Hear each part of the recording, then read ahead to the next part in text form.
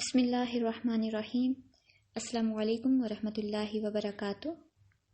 سامعین، آپ سن رہے ہیں Sidra Safi on line institute سے۔ آج کا موضوع گفتگو شروع کرنے سے پہلے اگر آپ نے ہمارا چینل سبسکرائب نہیں کیا تو پلیز اسے سبسکرائب کر لیجئے اور ساتھ ہی گھنٹی کے بٹن کو بھی دبا دیجئے تاکہ آپ کو نئی ویڈیو کی اپڈیٹ ملتی رہے۔ تو چلتے ہیں آج کے موضوع کی طرف۔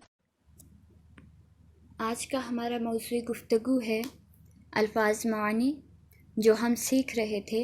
آج جو الفاظ ہم سیکھیں گے وہ سکرین پہ آپ کو نظر آ رہے ہوں گے۔ یہ الفاظ ہمیں قرآن پاک کا ترجمہ کرنے میں معاون ثابت ہوں گے، اس لیے انہیں اچھی طرح سے یاد کر لیجئے۔ ھذا، یہ قرآن پاک میں 221 مرتبہ استعمال ہوا، اور ھذہ یہ 45 بار، اور اس کا معنی ہے یہ۔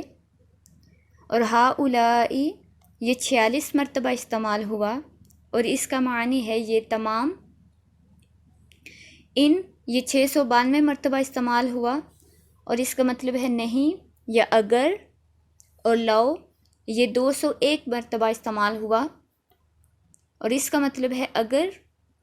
اور یا یہ 361 بار آیا ہے۔